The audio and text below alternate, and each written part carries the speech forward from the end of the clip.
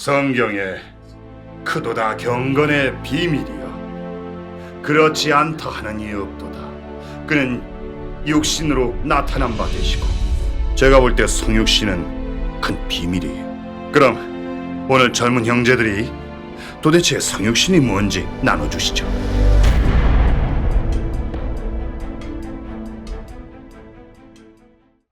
왕장로님 오셨어요. 여러분, 할렐루야. 아멘. 아멘. 아이고, 늦었네요. 늦었어. 안녕하셨습니까? 안녕하세요. 안녕하셨어요. 이쪽으로 앉으세요. 자, 앉으세요. 앉으세요. 자, 모두 앉으시죠. 어서 오세요. 제 생각에도 들어보고 결정합니다. 감사합니다. 자, 그럼 계속해서 나눕시다. 저는 오랫동안 주님을 섬기면서 예수님은 성육신하신 하나님이신 줄만 알았지 성육신의 진리에 대해서는 아직 잘 모릅니다. 만약 주께서 다시 오실 때 정말 예수님처럼 인자의 모습으로 나타나신다면 우린 정말 알 수가 없고 맞습니다. 주님을 영접할 수도 없죠. 제가 볼 때 성육신은 큰 비밀이에요. 또한 이 비밀을 아는 사람도 별로 없고요. 그럼요. 그럼 오늘 젊은 형제들이 도대체 성육신이 뭔지 나눠주시죠. 네. 장로님이 말씀하신 문제는 저희도 모릅니다. 만약 주님이 다시 오실 때 정말 인자로 오신다면 저희는 알아볼 수가 없습니다. 맞아요. 자칫하면 바리새인처럼 주님을 대적하고 정죄할 수도 있어요. 맞아요. 아니, 주님이 또 인자로 오신다고요? 그럴 리 없어요. 예수님은 분명히 구름 타고 오실 거니 사람들이 다 보고 알 거라고 하셨어요. 맞아요. 이건 성경에 정확하게 예언된 건데 그럼 부인하는 건가요? 그러게 말이야. 성경에 그렇게 써 있는데.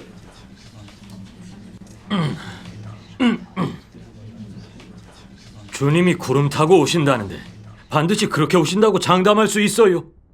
밤중에 누가 신랑이로다 라고 외치면 슬기로운 처녀는 신랑의 음성을 듣고 주님을 맞이해 함께 잔치에 참여할 텐데 이렇게 안 오신다고 말할 수 있어요? 주님의 재림엔 비밀이 있어요. 여호와의 말씀에 내 생각은 너희 생각과 다르며 내 길은 너희 길과 달라서 하늘이 땅보다 높음같이 내 길은 너희 길보다 높으며 내 생각은 너희 생각보다 높으니라. 이 말씀 모르시는 겁니까? 하나님의 생각은 사람의 생각보다 높고 하나님의 지혜는 측량할 수 없어요. 하나님의 사역에는 다 비밀이 있기 때문에 함부로 얘기하지 말고 성경 구절 한마디로 단정 짓지 마세요. 이러면 사람을 미혹할 수 있고 하나님을 대적할 수도 있어요.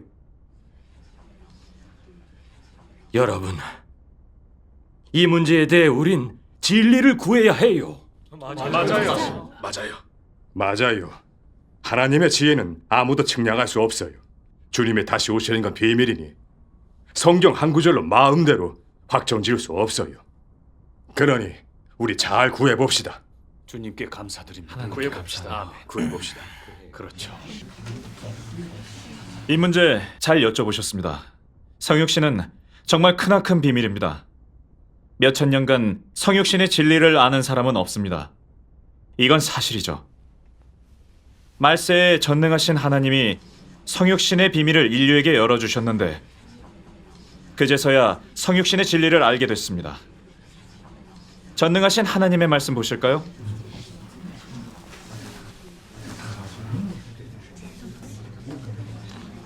(1362페이지입니다) 읽겠습니다. 성육신이란 바로 하나님이 육신에서 나타나고 육신의 형상으로 피조된 사람들 가운데서 역사하는 것이다. 그러므로 성육신이라고 한 이상 우선 육신이어야 하고 또한 정상 인성을 갖춘 육신이어야 한다. 이것은 최소한 갖춰야 할 것이다. 사실 하나님이 말씀으로 된 육신의 함의는 바로 육신 가운데서 역사하고 육신 가운데서 생활하는 하나님이며 하나님의 실질이 육신이 되고 사람이 되었다는 것이다. 성육신한 하나님을 그리스도라고 칭한다. 그리스도는 하나님의 영이 입은 육신이다. 이 육신은 육체에 속하는 어느 한 사람과도 다르다. 다르다는 것은 바로 그리스도는 혈기에 속하지 않고 영의 화신이기 때문이다. 그에게는 정상 인성과 완전한 신성이 있는데 그의 신성은 어느 한 사람에게도 없는 것이다. 그의 정상 인성은 육신 가운데의 모든 정상 활동을 수호하기 위한 것이고 신성은 하나님 자신의 사역을 하는 것이다. 그는 하나님의 실질이 있는 사람이기 때문에 피조된 그 어떤 인류보다 높으며 하나님의 사역을 할 수 있는 그 어떤 사람보다 높다. 이 때문에 그와 같은 모습을 지닌 사람들 가운데서 인성이 있는 모든 사람들 가운데서 그만이 성육신된 하나님 자신이며 그를 제외하고는 모두 피조된 인류이다. 마찬가지로 인성을 갖췄지만 피조된 사람은 인성을 제외해도 인성뿐이다. 그러나 하나님의 성육신은 다르다. 그의 육신 가운데에서 인성 외에 가장 주요한 것은 신성이다. 인성은 육신의 외관상에서 볼 수 있고 일상생활에서 발견할 수 있는 것이지만 신성은 사람에게 쉽게 발견되지 않는다. 신성은 인성이 있는 전제하에서 비로소 발표되고 또한 사람의 상상처럼 비범하지 않기 때문에 사람이 가장 발견하기 어려운 것은 신성이다. 하나님이 성육신 되었다고 한 이상 그의 실질은 인성과 신성의 결합이다. 이 결합을 하나님 자신이라 칭하고 또한 땅에 거하는 하나님 자신이라 칭한다.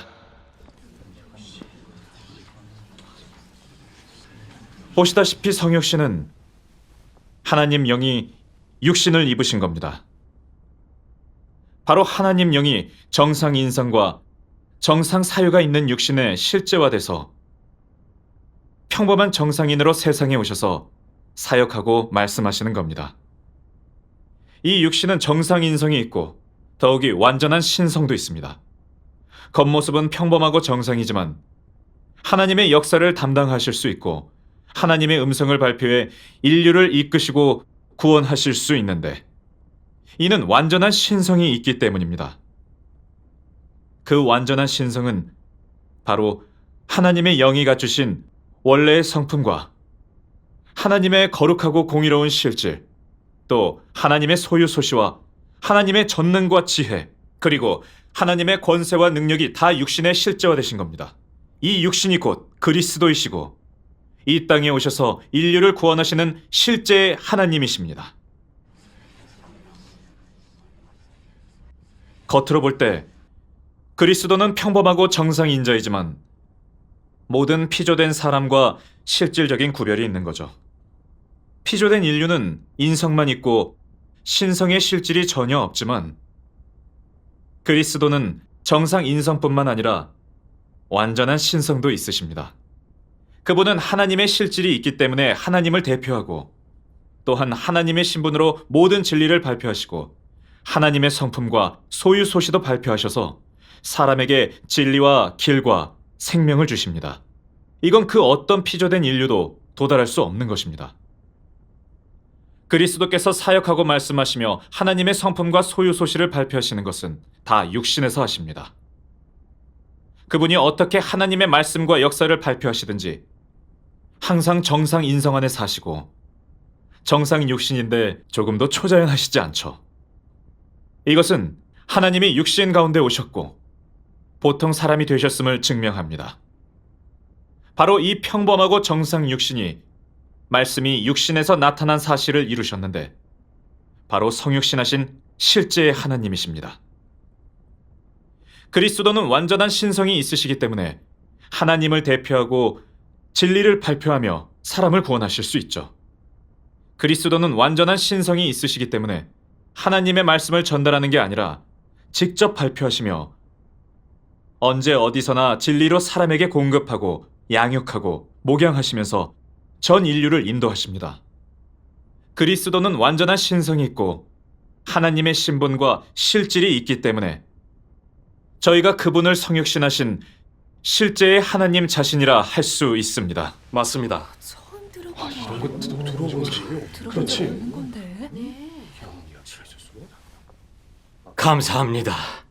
나는 전에 하나님이 성육신 하시면 예수님이 오셨을 때처럼 표적을 나타내고 귀신 쫓고 죽은 자를 살리며 말 한마디에 표적과 기사가 따라야만 성육신이라고 생각했었는데 지금 보니 전혀 그렇지가 않네요. 아멘. 말세의 성육신은 평범하고 정상 육신이고 겉모습도 실제적이셔서 사람과 다른 점을 찾아볼 수 없고 신성의 실질이 있으시지만 사람의 육안으로는 알아볼 수 없네요.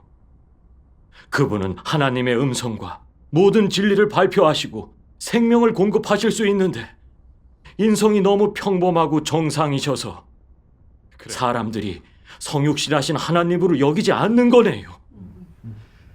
이제야 듣고 깨달으니 마음이 다 환해지네요. 하나님 감사합니다. 하나님 감사합니다.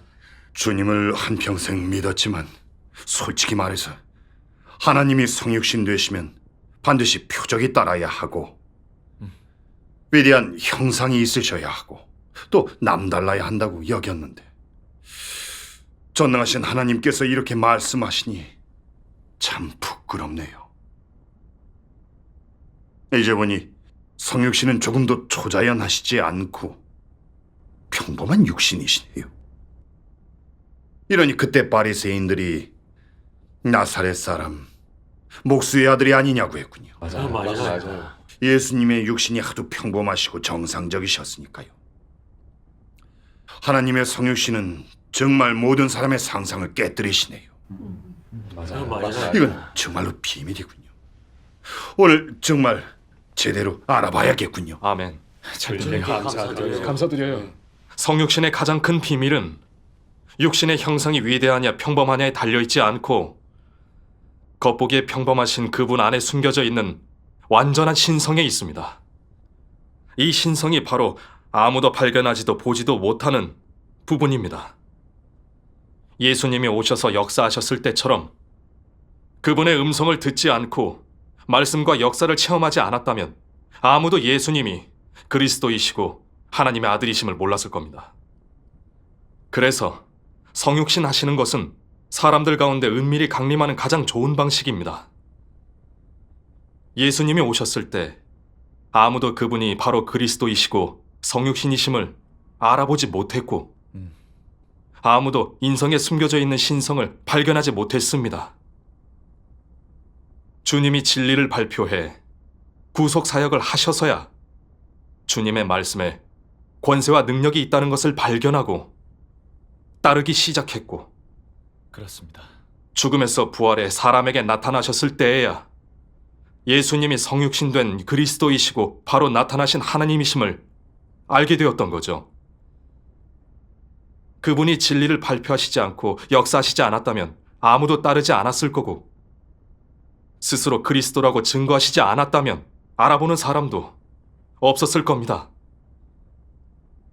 사람의 생각과 상상 속에는 말씀으로 된 하나님의 육신이라면 비범한 육신이어야 하고 위대한 사람처럼 늠름하고 고대하고 위풍당당하고 말씀에 권세와 능력이 있고 표적과 기사도 따라야만 성육신하신 하나님이라고 여깁니다. 만약 모습이 평범하고 일반인과 같고 정상 인성이 있다면 절대 성육신이 아니라고 생각합니다. 생각해보면 주님이 성육신 하셔서 말씀하고 역사하셨을 때 어떻게 진리를 발표하시고 하나님의 음성을 발표하시든 사람들이 그분을 알지 못했죠. 주님을 증거할 때 다들 뭐라고 했습니까? 요셉의 아들이 아니냐? 나사렛 사람이 아니냐라고 왜 그렇게 수군거렸겠습니까? 그건 주님이 정상 인성이 있는 평범한 사람이시고 크고 위대한 사람의 형상이 아니셨기 때문입니다. 그래서 받아들이지 않은 겁니다. 사실 성육신이시라면 반드시 정상 인성이 있어야 하고 사람에게 하나님이 입으신 육신이 평범하고 실제적이시고 겉보기에 정상적이고 진정한 사람이셔야 합니다. 반대로 입으신 육신이 비범하거나 특이하고 또 진정한 사람이 아니라면 성육신의 의의를 잃게 됩니다. 그래서 반드시 정상 인성을 갖춰야 하고 진정한 사람이어야 합니다. 이래야 말씀이 육신으로 되셨음을 증명할 수 있습니다. 전능하신 하나님의 말씀 더 볼까요? 1365페이지입니다. 형제님, 제가 읽을게요. 그래요.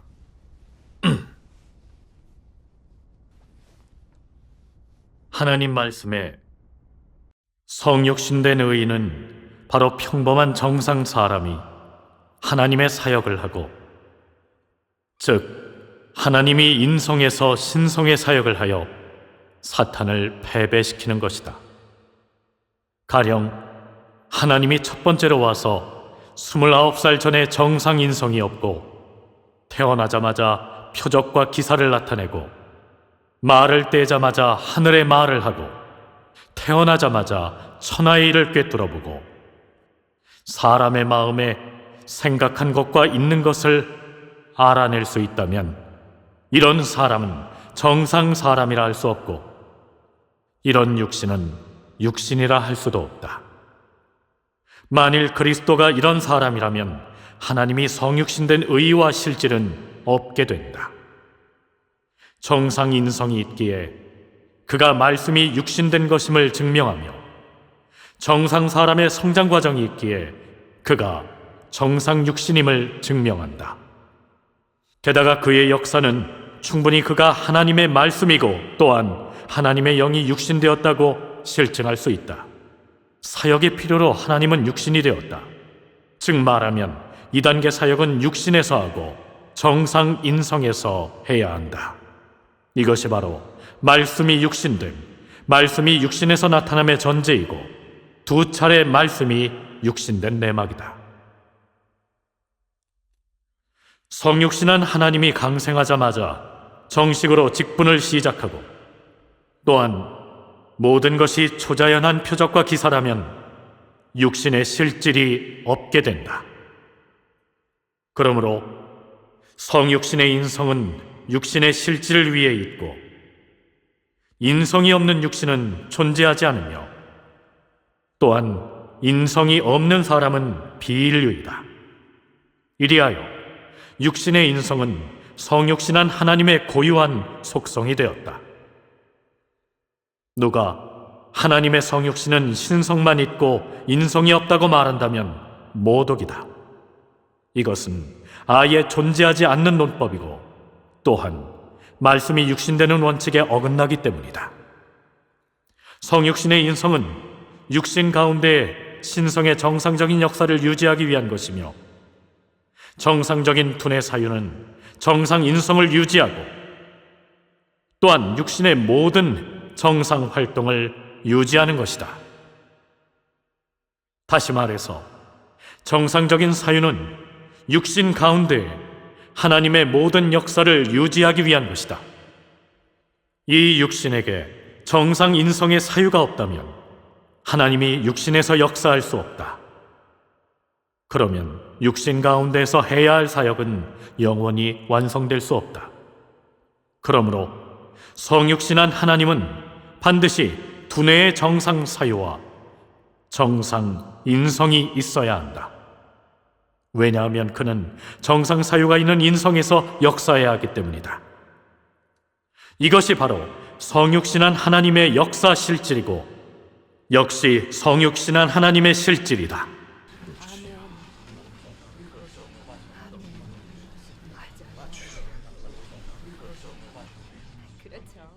하나님의 말씀에서 분명히 볼 수 있습니다.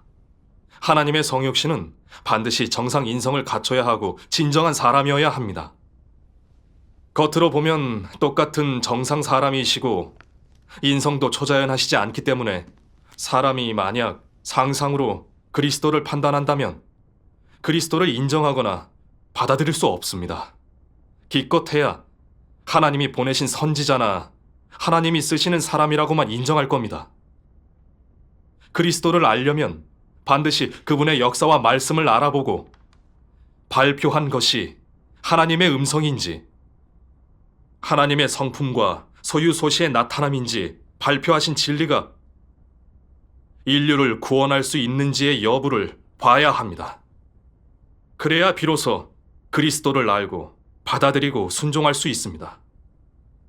진리를 구하지 않고 하나님 역사를 알아보지 않는다면 그리스도의 말씀을 듣고 역사하신 사실을 봤다 해도 그리스도를 알 수가 없고 날마다 만나면서 같이 생활한다고 해도 그리스도를 평범한 사람으로 대해서 대적하고 정죄하는 일을 하게 될 것입니다. 사실 그리스도를 인정하고 받아들이는 건 하나님의 음성을 알아듣고 하나님의 역사를 인정하면 됩니다. 하지만 그리스도의 신성 실질을 알고 진실하게 순종하고 마음으로 실제 하나님을 사랑하려면 반드시 그리스도의 역사와 말씀에서 진리를 발견하고 하나님의 성품과 소유소시 그리고 하나님의 거룩하신 실질과 전능과 지혜를 보고 하나님의 사랑스러움과 고심을 발견해야 합니다. 이래야 진실로 그리스도께 순종하고 마음으로 실제 하나님을 경배할 수 있습니다.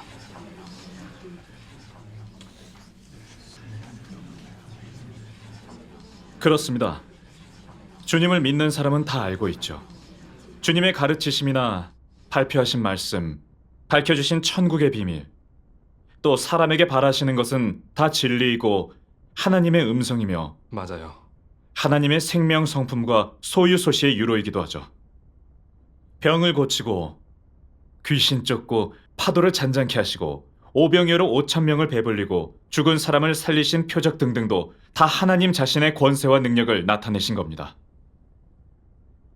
당시에 진리를 구했던 베드로, 요한, 마태, 나다나엘과 같은 사람들은 다 예수님의 역사와 말씀에서 그분이 바로 오시리라는 그 메시아임을 알고 따랐기 때문에 구원을 얻은 것입니다.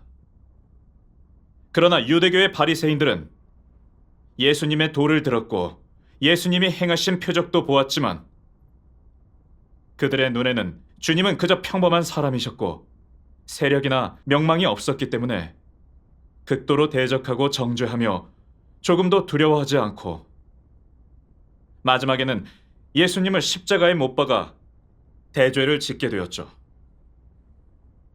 바리새인의 실패 교훈은 정말 깊이 반성해 볼 만합니다. 그들이 하나님을 증오하는 저 그리스도 본성을 완전히 드러냈고 타락된 인류가 무지몽매하다는 것도 드러냈습니다. 지금 전능하신 하나님도 예수님과 마찬가지로 정상 인성 안에서 하나님 자신의 사역을 하고 계신데 타락된 인류가 구원받는데 반드시 필요한 모든 진리를 발표하셨고 맞아요. 말세에 하나님 집에서 시작되는 심판 사역을 하셨습니다. 타락된 인류의 사탄 본성과 타락된 진상을 드러내 심판하셨고 인류를 구원하는 하나님의 6,000년 경영 계획의 모든 비밀을 열어주셨습니다. 또한 죄악에서 벗어나 성결케 되고 구원받는 길을 가르쳐 주셨고 하나님의 고유한 공의의 성품과 소유소시 그리고 유일한 하나님의 권세와 능력을 나타내셨습니다. 전능하신 하나님의 역사와 말씀은 하나님 자신의 신분과 실질을 나타냈습니다.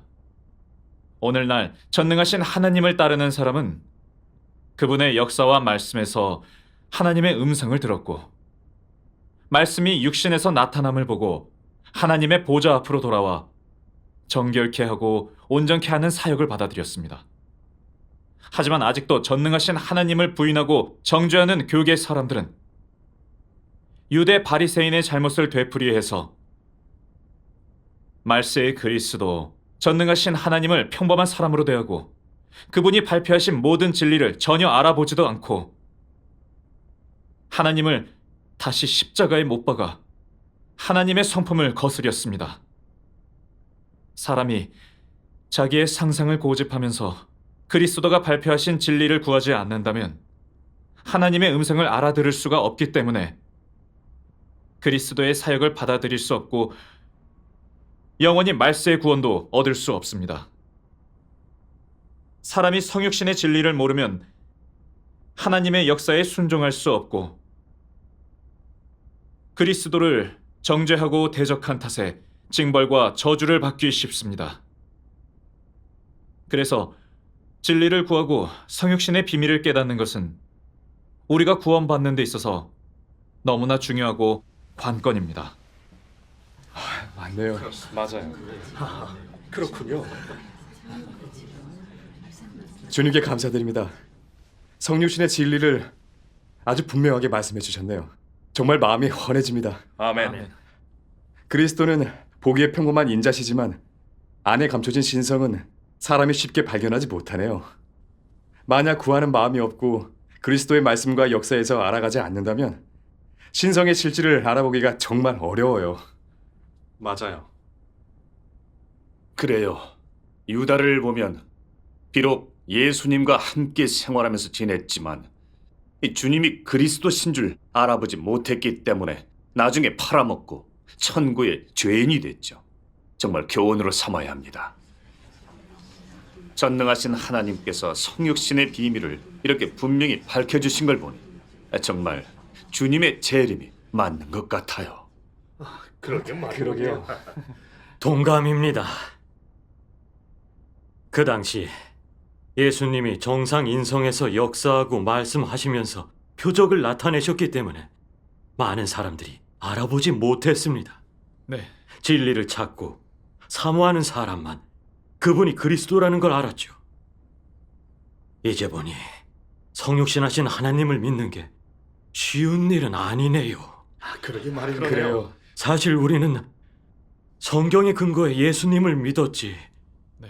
주님의 얼굴을 보거나 주님의 역사를 체험하고 믿은 게 아닙니다. 맞아요.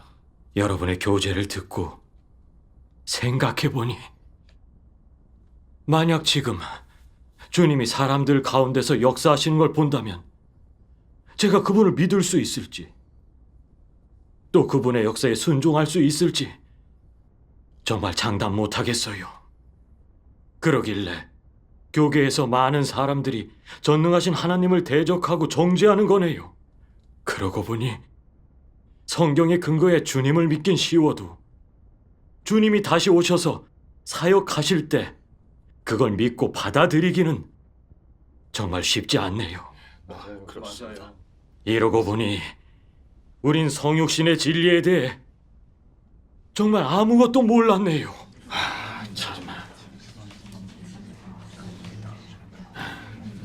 감사합니다. 전능하신 하나님 말씀을 통해 성육신은 바로 하나님의 영이 육신을 입어 진정한 사람이 되신 거란 걸 알았어요. 겉보기엔 평범하고 정상적인 인자시고 조금도 초자연하시지 않지만 맞아요. 안에 감춰진 신성은 사람이 발견할 수 없는 거네요. 맞아요. 예수님이 오셔서 역사하셨을 때 아무도 그분의 신성 실질을 발견하지 못해서 그분이 성육신하신 하나님이심을 알지 못했던 것과 같네요. 그러고 보니 오직 그리스도의 역사와 말씀을 통해서만이 성육신된 하나님을 알아볼 수 있네요. 그렇습니다.